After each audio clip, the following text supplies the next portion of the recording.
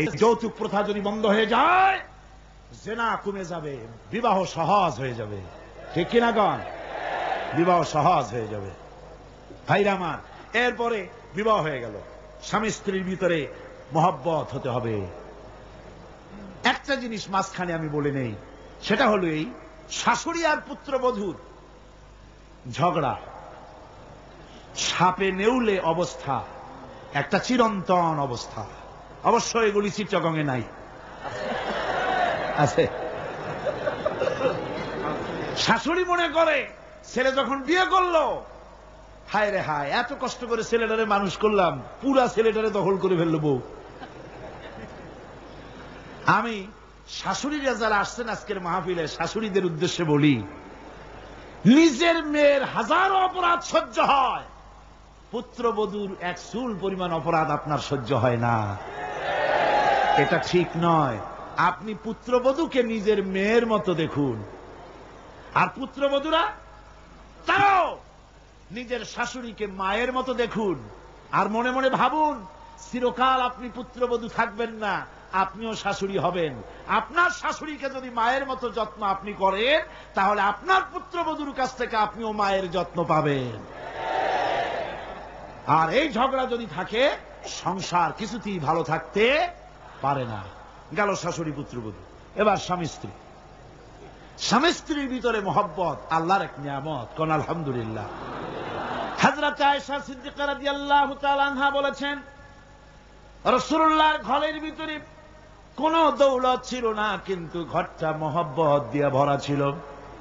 আমি গ্লাসে পানি পান করে গ্লাসটা যখন রেখে দিতাম, যেখানে আমি ঠোঁট লাগাইয়া পান করতাম, আমার নবী গ্লাসের সেই জায়গায় পা মুখ লাগাইয়া পানি পান করতেন। আমার দেশে বহুত স্বামী আছে, স্ত্রী বিয়ে করছে তো মনে করে যে আমি তো নওয়াবজাদা নসরুল্লাহ খান, আর বউ সারাদিন তুমি কাজ করবে। কেন সারাদিন বউ কাজ করবে? আপনি একটু কাপড়টা ধুইতে পারেন না?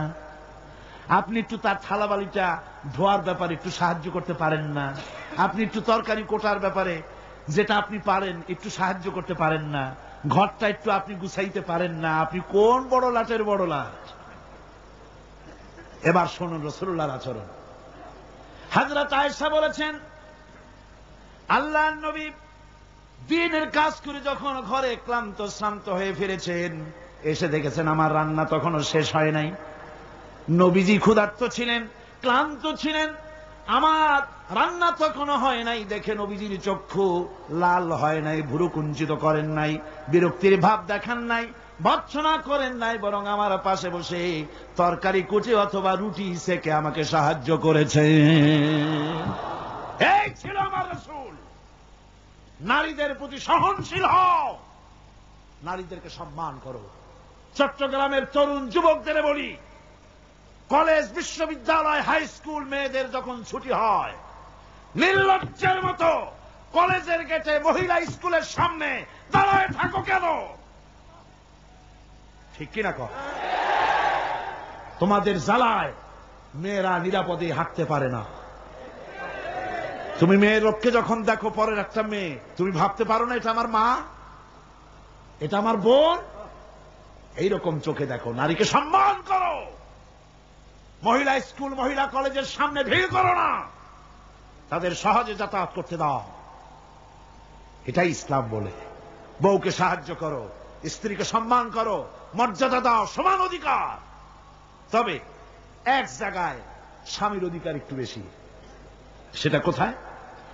তিরমিজি শরীফের হাদিসে এসেছে,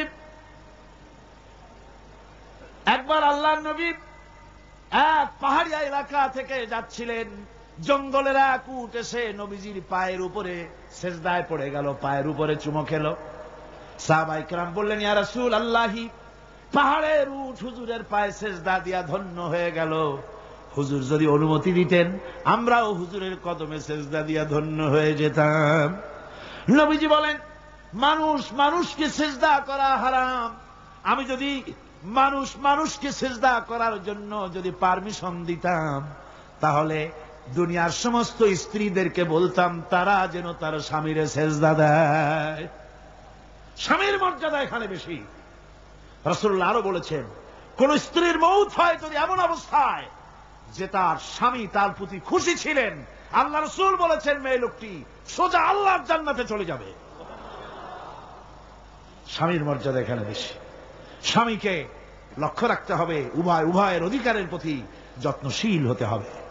এরপরে যখন সে মা হয়ে গেল, আমার বন্ধুগণ, নারী যখন মা হয়ে গেল, মর্যাদা তখন তার এত বেড়ে গেল। রাসূলের কাছে প্রশ্ন হলো, হুজুর খেদমত করব কার? হুজুর বলেন তোমার মায়ের, তারপরে কার? তোমার মায়ের, তারপরে কার? তোমার মায়ের, তারপরে কার? তোমার পিতার। পিতার চাইতে মায়ের মর্যাদা কয় গুণ হলো? 3 গুণ হয়ে গেল। রাসূলুল্লাহ 3 গুণ বাড়ায় দিলেন। সুতরাং আমি বলি আপনাদেরকে, মা আপনার বড় পীর, বাপ আপনার বড় পীর, কোনদিন ভুলে যাবেন না। কথাটা বারবার বলি আমি, যত জায়গায় মাহফিলে যাই। আমি, ওলামারা সবাই বলেন, আমিও বলি, সব জায়গায় মানুষকে স্মরণ করায় দেই, আপনার কাছে আপনার মা বাপের চাইতে বড় পীর আর নাই। কারণ পীর সাহেবের দোয়া যতই আপনি ওলিয়ে কামেল বলেন, যতই হুজুর কেবলা বলেন, তার দোয়া কবুল আপনার জন্য হতেও পারে, নাও হতে পারে। 50-50 কথা ঠিক কিনা কন? কিন্তু রাসূলুল্লাহ গ্যারান্টি দিয়েছেন 3 জনের দোয়া অবশ্যই কবুল হয়ে যাবে। তার ভিতরে একজন হলো মাজলুম, যদি দোয়া করে কবুল হবে। একজন হলো মুসাফির, দোয়া কবুল হবে। আর একজন হলো মা বাপ, যদি দোয়া করে আল্লাহর দরবারে, আল্লাহ রাব্বুল আলামিন অবশ্যই দোয়া মঞ্জুর করে নেবেন। মা বাপের কাছে দোয়া চাও। ভাইরা, মনে কিছু করবেন না। আপনি আপনার হুজুর কেবলারে দাওয়াত করিয়া বিরিয়ানি খাওয়াবেন, খুশি করতে পারবেন না, যেহেতু এর আগে উনি আর এক জায়গা দিয়া 4-5 পদের বিরিয়ানি খাইয়ে আসছে।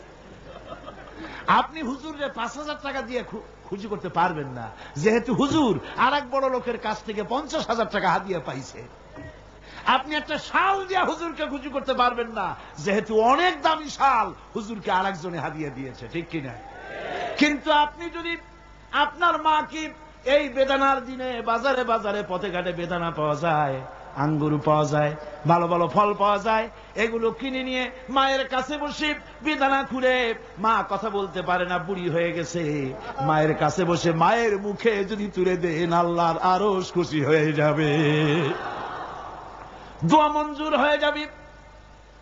হযরত বাইজিদ বুস্তামি ওই ঘটনা কে না জানে, রাতের আধারে পানির জন্য চাইলেন, ছেলে পানি পাইল না। ছোট্ট মানুষ, পানি আনতে কোথায় চলে গেল, এসে দেখে মা ঘুমানো, পানি নিয়ে দাঁড়ানো। রাত চলে গেছে, ফজরের পর দেখে ছেলে কাঁপে, হাতে পানি। বাবা তুমি কাঁপো কেন? গ্লাস নিয়ে বলল, মা গভীর রাত্রে পানি চেয়েছিলেন, দিতে পারি নাই, বহু দূর থেকে পানি এনে দেখি ঘুমায় গেছো। তা তুমি ঘুমাও নাই কেন?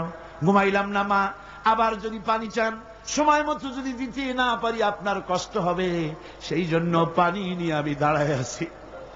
বাইজিদের মা বাইজিদের হাতের থেকে পানি নিয়ে পান করে, কম্বলটা গায়ে দিয়া বাচ্চারে শোয়ায় দিয়া উযু করে ফজরের নামাজ পড়ে সেজদায় গিয়া মায়ের চোখের থেকে পানি পড়ছে। মা বলে, রব্বুল আলামিন, আমি বাইজিদের মা, আমি যতই গুনাহগার হই না কেন, মায়ের দোয়া বাচ্চার জন্য কবুল হয় বলে তোমার হাবিব বলেছেন। আমার ছোট্ট বাইজি আমার জন্য যা করেছি, আমার কলিজা ঠান্ডা হয়ে গেছে। রব্বুল আলামিন, তুমি আমার বাইজিদকে সুলতানুল আরিফিন বানাইয়া দাও। দোয়া মঞ্জুর। সুবহানাল্লাহ। ভাইরা, খবরদার ভুল করবেন না। আপনার সবচাইতে বড় পীর আপনার মা বাপ। সবচাইতে বড় পীর কে? আমি এবার বোনেদের ব্যাপারে, আমার বোনেদের ব্যাপারে শেষ কথা বলবো। ইসলাম আপনাকে অধিকার দিয়েছে লেখাপড়া করার, প্রশাসনিক দায়িত্বশীল হওয়ার অধিকার আছে, আর্মিতে যাওয়ার অধিকার আছে, সব অধিকার আছে পুরুষের। যত অধিকার ইসলামী রাষ্ট্রে আপনার, তত অধিকার, কোনোটা খাটো নাই। তবে ক্ষেত্র ভিন্ন, পর্দার সাথে থাকতে হবে। রাসূলুল্লাহ, আল্লাহ পাক বলেছেন, এমন একটা চাদর পরো, যেই চাদরটা পরলে মাথাটা, গলাটা, বুকটা ঢেকে যায়, এমন চাদর পরো। ব্যাংকে চাকরি করা যাবে, অফিসে চাকরি করা যাবে, কলেজে বিশ্ববিদ্যালয়ে চাকরি